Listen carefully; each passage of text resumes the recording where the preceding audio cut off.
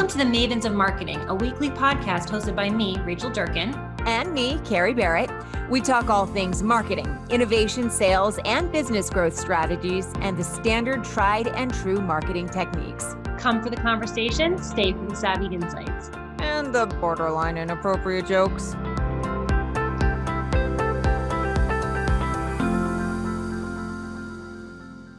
Welcome to this episode of the Mavens of Marketing. I, of course, am Carrie Barrett, joined by the lovely and talented Rachel Durkin. How are you? I am fantastic. You were just making fun of me for drinking water, and I wish it was stronger because it already is 3:40. So work is almost over. Technically, what is it? It's the rule of fours, 4 adults or 4 o'clock. You're a hair's breadth away. In both directions. By the time we hit midstream, you'll be fine. Perfect. I'm going to have it ready. There will be no judgment. But our guest is in Colorado, so she's 2 hours behind. So, you got a wild wait, Kelsey. Sorry. We support Yeah, I'm in Colorado, but we're all about work-life balance. So exactly. How are you?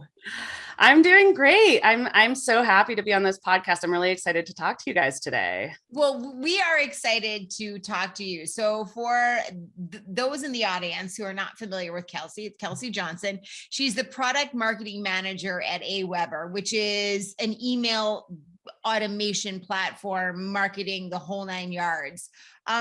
Let's talk a little bit. We're gonna dive into the tactics and the nuts and bolts of email marketing, getting attention, etc. I want to start out with sort of a high level question. We are bombarded with email every single day. I mean, if I were to show you what is in my inbox that has not been read, it's horrifying. And I know I'm not alone. Is there room for email marketing in a saturated world, in a world where we are jaded and hesitant to open anything from anyone that we don't know? Absolutely. There is absolutely room for email. The problem I think that so many people are having with email right now, especially, on marketing teams and putting together, email strategies, is that people are going with the status quo. And the status quo, it can be like sending out, the same email that all your competitors are sending out the same nurture sequences, sending out emails with a bunch of blog posts you just wrote, just taking this kind of bland content and doing the same thing every single week. And so, big picture, it's absolutely necessary. It's, you are getting so many emails because it's working. It's working for the companies that are sending you those emails. And, you probably unsubscribe to a decent amount of them. If you're anything like me, I have a very aggressive unsubscribe policy for my own inbox. You have a big cut room bin on the floor underneath your computer where all of that stuff goes. Yeah, absolutely. But you know what? The emails that I am unsubscribed to, it's because I'm never going to, get real information from those companies. Mm-hmm. I'm certainly never going to make purchases from those companies. And so when you put together your email strategy, you have to sort of think about, getting in front of the right people rather than getting in front of everybody. They use this phrase, spray and pray, which I think is a little funny and inappropriate, but, instead of just sending an email out to everyone, which maybe those are some of the ones that you're getting, like that email isn't for you. Right. It's important to dive in and think about sending the right emails to the right people at the right time, and really diving into what are you sending people in these emails? Is it good for them? Do they care? Are they going to like that? Are they going to seek out your email? Or even when they do open that, even if they don't open all of them, is it going to, compel them to take the action that you're looking for them to take? So what about a really good email makes it compelling? Is it the content? Is it the design? Is it, I understand it's the audience, so I'm going to put that aside because I've got way more to talk to you on that. But talk to me about the email itself. What makes a really good email? Well, it does depend on the audience that you're sending it to. I write content for a living. And so when I get an email that's kind of long and has a lot of information in it, I don't mind, because I don't mind reading. But I would say over 90% of the people in this world, even if you're writing to other businesses, they don't want to read.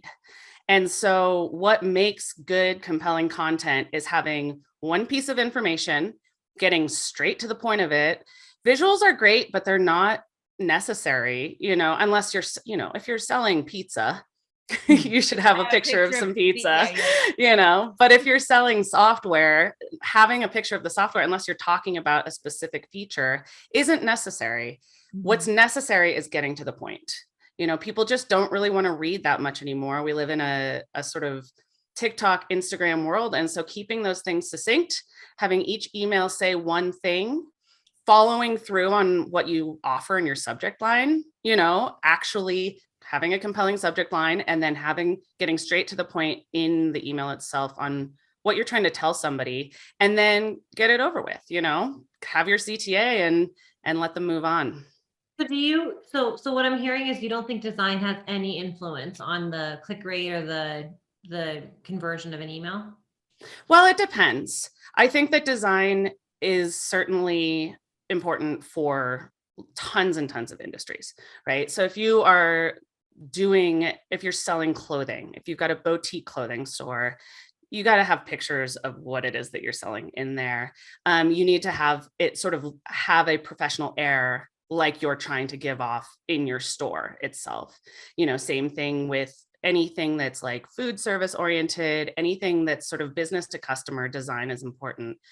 I think having a well-designed email, just, a nice looking font, very, very clean, have it look the same every time, make sure the font all looks the same is great. But I think that what you're offering, what you're saying in your email is more important, especially in B2B, than having the design be perfect. So I'm gonna argue and then later agree with you a little bit Okay. on that. So I was recently, as a designer myself, among other things, I feel, and studies have shown, that design is incredibly important in consumer behavior and how people interact, including in a B2B marketplace. And I'll give you an example. They did a focus group and this was a website, they asked visitors to rate what factors of the website made them trust it. And 96% was design related and 4% was content related. And so there's this concept of the design experience where your eye goes and how it flows to key information that has a huge impact on the consumer buying process or selling process. And for example, we know that people who see an image or watch a video remember something 3 days longer than something they read. Now, however, in email marketing, I like to use the rule of balance. So on the one hand, and you can tell me if you've experienced this as well. Let's say I'm doing an automation campaign and I'm doing 3 touches over time. I might make 2 of those emails well-designed with very concise information that's visually articulates the point I'm trying to make or the feeling I'm trying to instill in them, because in B2B feelings still matter. And then I might use an email in the middle that looks like it's coming from a person that is just text. And then in that case, more concise, more direct. I also have a little bit more room to have some more text, because in a design email, you actually need less text so the design can have a greater influence. And I find that when I combine those efforts in an automation process, and I push them through the emotional buying process along that drip, it has a greater impact in the open rate. So I'll pause and ask if you've also experienced that. Yeah, that's something that I've experienced as well. And, I know that we talked a little bit before we got started about, for me, a lot of what I try to instill into people, especially as they're, putting together their email sequences. I think that design, first putting together a well-designed email and having it look beautiful is important, I think, across the board.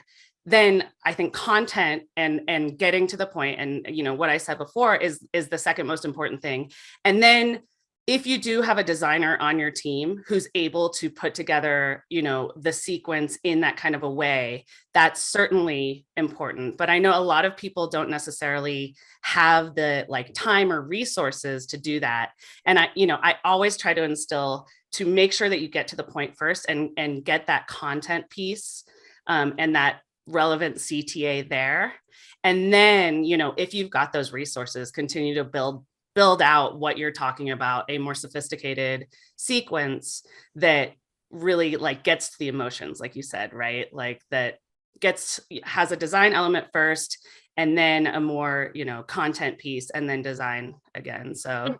And to your point, I have found that in follow-up strategies, when we move from the marketing, I'm using quotes for those of you who can't see me, to the sales piece. So from a general, here's some more resources, here's some more content, here's some more brand awareness, to a salesperson who's actually like, I want to have a meeting, let's set up a one-to-one conversation.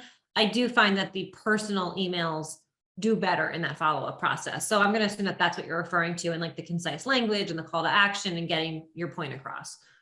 Yeah, there's certainly an element of the marketing, that's a nurture email. That's warming somebody up, that's getting them familiar with your brand, and then sending a direct email or, a personalized email with that sign up, with that call to action, with getting that person on the phone. Yeah, those get better, sales responses, right? Maybe not better open rates, but depending on how you've been able to nurture the person through the marketing emails that you sent out. Let me ask you a quick question. I'm going to take a couple of steps back. You mentioned subject line and my ears perked up because I can hammer out an email in like no time flat, but holy cow, if I don't spend 4 times as long thinking about what 5 words I want to put in that subject line in order to get somebody to click open, what's the key to creating a compelling subject line? And I know it's not just me, because I get the question from other people as well. Yeah. Well, I've got a couple of tips. Again, it depends on the audience that you're sending to. And as an email marketer, you are likely the one who knows your audience the best, but then sitting down, like you said, to write that subject line can just be so difficult. First of all, make sure that you're always testing. A/B split test all of your subject lines so that, when you write 2, you can test them out with a segment of your audience. And then whichever one has the better open rate after a certain amount of time, you can send that one out. Okay. I also will test out different things like capitalization of the subject line, emojis in the subject line. A lot of the ways that I, get good, compelling subject lines for the emails that I send is by, I told you that I keep my inbox clean, but I keep my promotions tab just stacked full. And I will I'll relax my eyes and scroll through my inbox and the promotions tab, and whatever grabs my attention, I'll use those things to influence the way that I write a subject line, and then play around with that a little bit. Action words at the very beginning of a subject line are always more compelling, like get this, or anything that proves the benefit first, rather than something where you're just trying to talk about a feature or something like that. But what it really comes down to is that testing. You have to take the ideas that you've had, test them out on your audience, and then use those to drive the next subject lines the next time as well. Got it. So I'm sorry, go ahead, Carrie. No, go ahead. So let's talk about automation for a second, because you mentioned that a little bit earlier. What makes compelling automation? Or is there? I've heard 100 different things. I've seen people set up funnels with 12 emails. I've seen people set up funnels with 3. I've seen more than 12. What is like the golden number for re-engagement and automation for emails? And maybe just for the audience, tell them what automation is and then answer that question. Sure. So automation is sending an email that's triggered based on an action that somebody has taken. So the most basic one of these is a lead magnet, right? You advertise on maybe Google and you send somebody to a lead magnet. It's a resource that they need for their business. And then they sign up with their email address. This is how I've gotten on 8 million email address on 8 million email lists myself. And then you have a system set up in the background to send an email based off of that action. Like a trigger. Like this and this thing comes at them next. Yeah. So it's not just sending one email to everyone at a certain schedule, but it's that person getting the email based off of an action they've taken. So these things continue to go out over time. And so, I think what you were talking about specifically is like a nurture campaign, right? So when somebody comes into your funnel because they've filled out that form, then you send them emails on a cadence. Maybe send them an email immediately saying, hey, you're on our email list. You are right now interested, like the most interested in our business because you have asked for this lead magnet, you want the ebook. Hey, just so you know, here's some more resources for you. So I think that's the most important thing, is to send that one absolutely immediately, because, and with an offer as well, because there are a lot of business types where the lead funnel can be longer, right? It can take 6 months before somebody decides to actually purchase. But if they are excited about you now, get them in your funnel now, get them, send them the offer straight away, so that as soon as they hit their email, they're like, okay, I have all of the information I need to make that purchase. I think that 5 is a good starting place.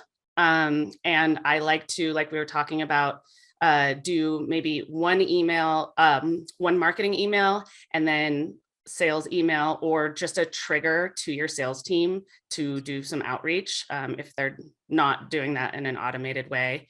And then another marketing email, another sales email. And then after about 5 of those, I think 5 marketing emails with the sales in between. Then I put people in a longer funnel.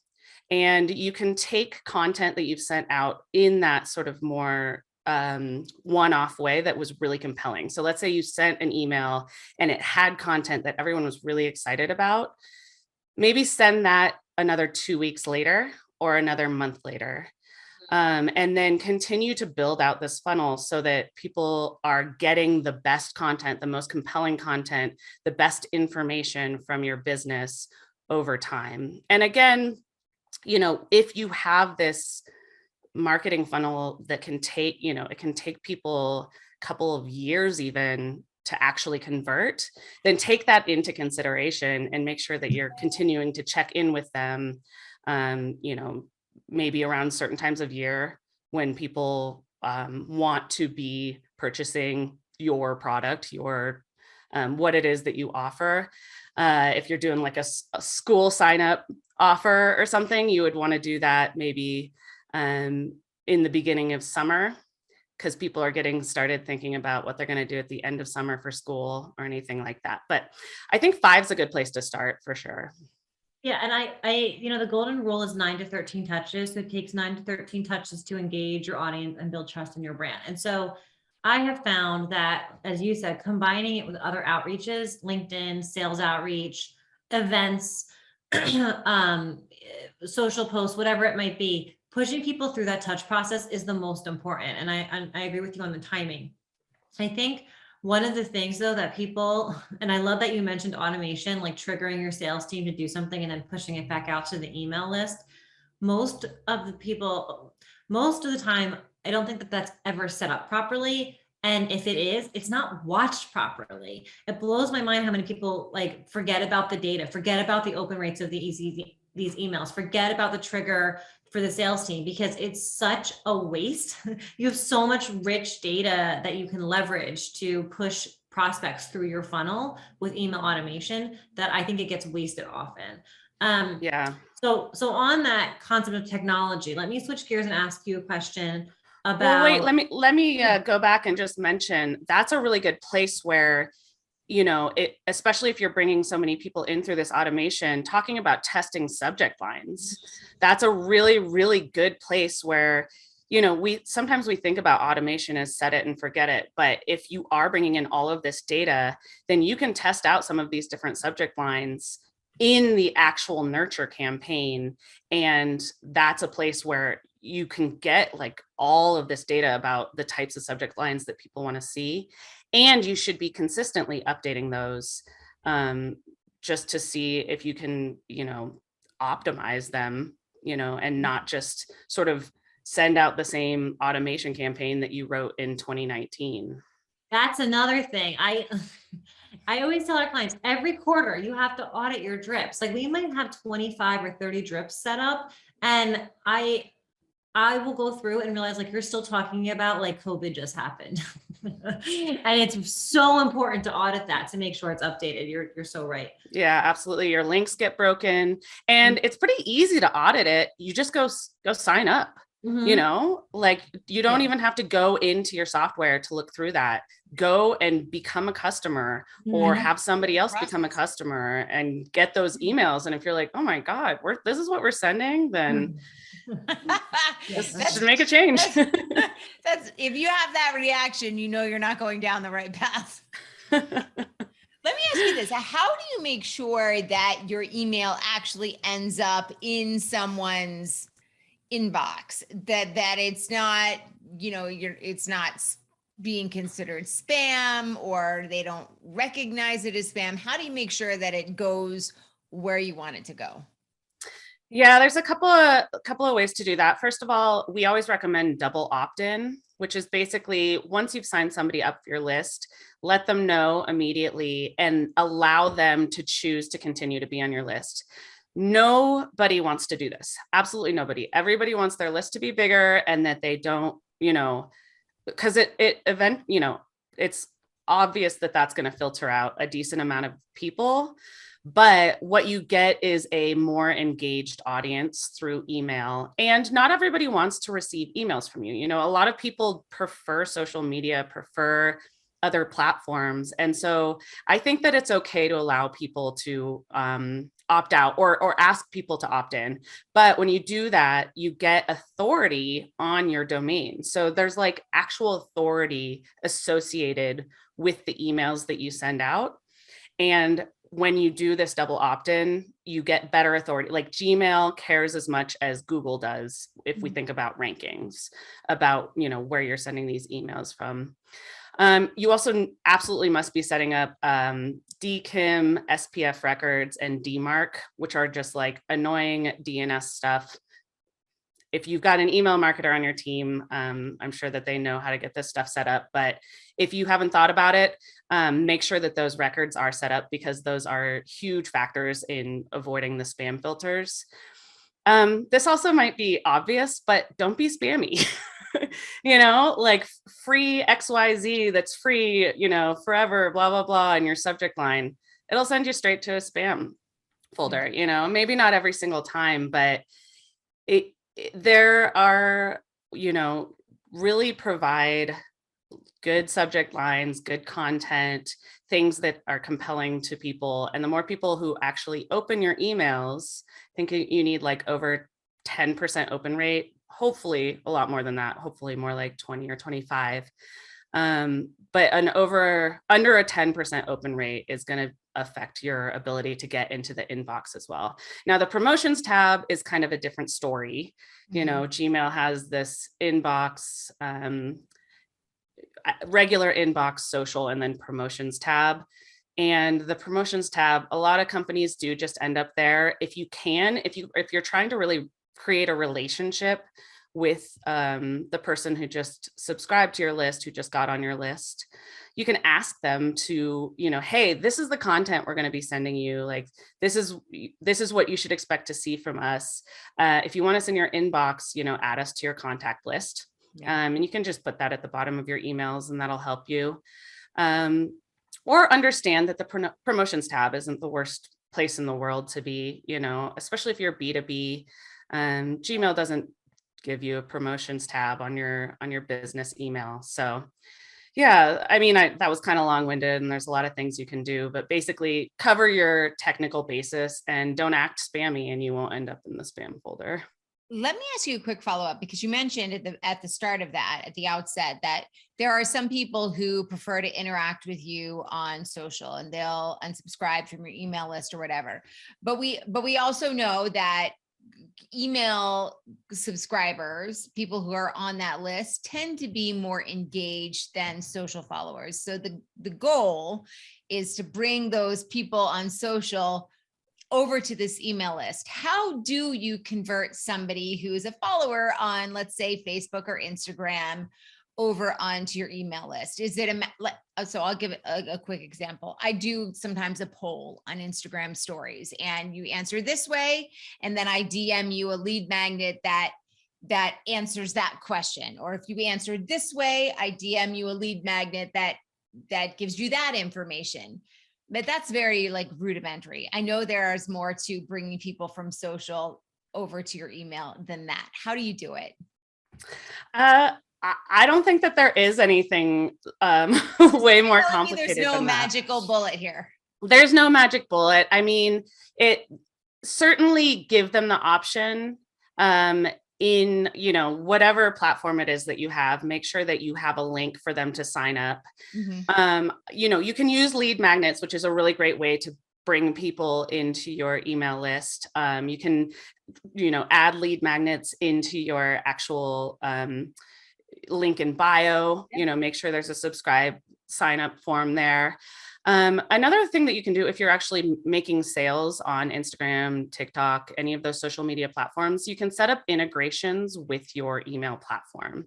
So if you sell something on Etsy, and you sell it through Instagram, that person through that sales process will be automatically added to your email list. So make sure that anybody who's actually making a purchase with you is automatically added to your email list through the integration. And that's something that's, a person who has bought from you is like, what is it, like 68% more likely to purchase again than somebody who's new.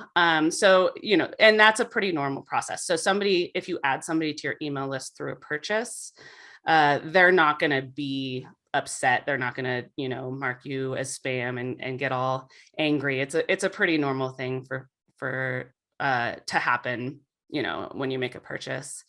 But the main thing that I tend to urge people to do is to actually impart upon your audience the importance of signing up for the email list. Talk about, this is where we send offers. This is where we send our new stuff. This is where we send sales. This is the kind of content you should expect to get. And the social media algorithms doesn't give everybody everything all the time. They are actually incentivized not to do that, right? So Instagram is a great place for engagement. It's a great place to build awareness, but it's not a great place for the people who really want to hear from you or need the information that you're looking for to get all of it, because they're kind of just dropping in the stream, as it were, and just getting a little bit. And Instagram's algorithm doesn't want to give all of your followers all of your content because they want you to pay for ads, basically, right? So if you can tell your audience like, hey, sign up and this is what you'll get, then that can really help as well. There's so much to the automation process and how everything works together. I could talk to you for a million years about this. Unfortunately, we don't have a million years. We only have 30 minutes of which we're up against right now. I'm going to ask you sort of an off the cuff question, and we ask this of all of our guests. And the question is, what is the strangest thing that's ever happened to you? This can be professional or personal. Any sort of crazy story that you like to recount at parties, Kelsey? The strangest thing that has ever happened to me. Well, let me tell you, in a previous job, I used to work for a company that offered process servers and private investigator services. So we basically had a listing for process servers and private investigators. And we had a fill out a contact form to get a private investigator. And the answers that we got to some of these questions, like it's kind of amazing that somebody can speak fluent English and yet be so incomprehensible, like Kanye style incomprehensible in some of these forms. So they, I remember one particular one, and it was somebody just no commas, no periods, no capitalization, ranting about their ex-wife who had gone, left them in the lurch and they owed them a bunch of AWOL. money and was AWOL. And they were looking for a private investigator to go find this person. And it was fun. I don't know if that's the strangest thing, but that one sticks out to me and I think about it. You look around and you're like, you know what? These people are my neighbors. Yeah. I watch these people. So, And they're not. so Kelsey, because we're up on time, tell our audience where we can find you, and then we're going to have to wrap up. But I would love to see more of those emails for sure. Yeah. Well, AWeber, you can get to AWeber just at aweber.com. If you're looking for an ESP, we've got a free version. It has a lot of functionality, so go check that out if you're looking for that. If you want to reach out to me or hear more of my musings, I guess, I'm at Kelsey Colorado on Twitter. Fantastic. Kelsey, you were amazing. Thank you for sharing your time and your knowledge and your expertise with us. To our dear audience, thank you for joining us for this episode of the Mavens of Marketing. We will see you back here, same time and same place.